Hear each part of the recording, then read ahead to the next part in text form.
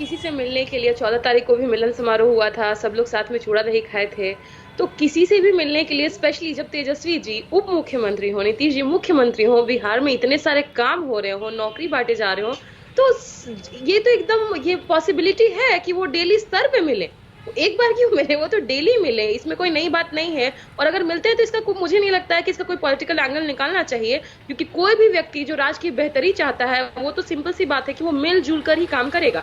और रही उपेंद्र कुशवाहा या फिर हम जैसे लोगों की बात, तो इनमें तो जो लीडर्स हैं उनको हम लीडर्स मानते ही नहीं है, वो लोडर्स हैं। उनको जहां कुछ भी मिलेगा वो तुरंत लोड होके निकल लेंगे। तो वो लोग ऐसी हवा देते रहते हैं ताकि ऐसा माहौल बनाया जा सके, माहौल तैयार किया जा सके कि आरजेडी की और जेडीयू की जो गठबंधन है, जो इंडिया गठबंधन है, वो बहुत कमजोर हो रही है। पर इनको ध्यान में रखना होगा कि बिहार में परसों का ही खबर है कि 94 लाख लोगों को 2-2 लाख रुपए दिए जा रहे हैं ताकि वो स्वरोजगार कर सके। तो हमारा फोकस तो एकदम क्रिस्टल क्लियर है। हमारा फोकस है कि हम जनोत्थान कैसे कर सके, अपने लोगों से जो गरीबी में है, बेरोजगारी में, उनको रोजगार कैसे दे सके, पेट कैसे भर सके। तो इसके लिए नीतीश जी, तेजस्वी जी तो डेली स्तर पे मिले तो भी ये बहुत अच्छी बात होगी। लेकिन प्रियंका जी, फोकस आपका क्लियर है, लेकिन 2017 में क्या हुआ था? आपको याद है ना? तब भी आपका फोकस काम पे था, आप अपने काम में लगे हुए थे और नीतीश कुमार बीजेपी की तरफ चले गए थे। तो ये डर तो चाहे बीजेपी हो चाहे आरजेडी हो, वो सब में बना रहता है, क्योंकि नीतीश कुमार के बिना बिहार की सियासत अधूरी है। और जितनी बार वो पलटी मारे हैं, उनके सहयोगियों में ये डर बना रहेगा। इसीलिए हम तमाम सवाल उठा रहे हैं कि एकजुटता है या नहीं। हम समझ रहे हैं, लेकिन समाजवादियों के बिना बिहार छोड़िए, पूरे देश की राजनीति अधूरी है। तो समाजवादी जिधर भी रहे, अंत में तो उनको एकजुट होना ही है। नीतीश जी किधर भी जाए, अंत में तो जहां सामाजिक न्याय की बात होगी वहीं पर आकर वो जुड़ेंगे।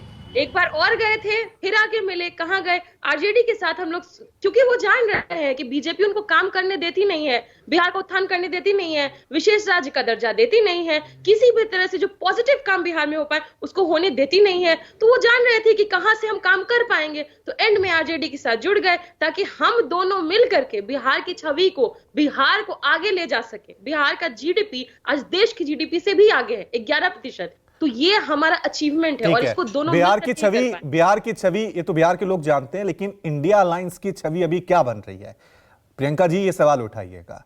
जब आपको प्रधानमंत्री मोदी के खिलाफ रणनीतियां बनानी है, जब बीजेपी के खिलाफ आपको और ज्यादा आक्रामक होना है, तब नीतीश कुमार, तेजस्वी यादव, कांग्रेस आपस में गठबंधन बनाने को लेकर उलझे हुए हैं। ये भी तो सवाल है। और नीतीश कुमार को लेकर ऐसी खबरें उड़ती हैं, तो जो उनको संयोजक बनाया जा रहा था, जो महत्वाकांक्षाएं उन्होंने रखी हैं प्रधानमंत्री बनने की, उस पे भी तो संकट है ना।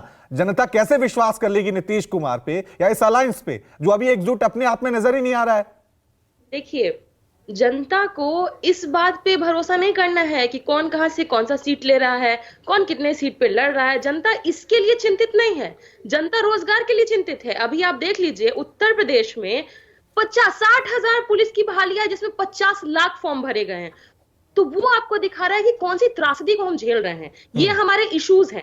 तो अगर हम इशू के ऊपर काम करें, अगर हम लोगों का पेट भरने के लिए काम करें, स्वरोजगार के लिए काम करें, रोजगार के नए नए तरीके इजाद करने पे काम करें, तो जनता तो हमारे उस चीज पे वोट देगी कि कौन कितना सीट ले रहा है, उस पे वोट देने जा रही है। जनता ने भी क्लियर कट ये मंशा बना ली है कि राम मंदिर का जो इस्तेमाल किया जा रहा है, राम को एक पॉलिटिकल टूल की तरह इस्तेमाल किया जा रहा है, उसको वो नकारने वाली है। और जो लोग 1-2 करोड़ रोजगार सालाना वादा करते हैं और अंत में मुकर जाते हैं, कहते हैं पकोड़ा तलने को रोजगार बोलते हैं, तो ऐसे लोगों को तो जनता खुद बॉयकॉट करेगी।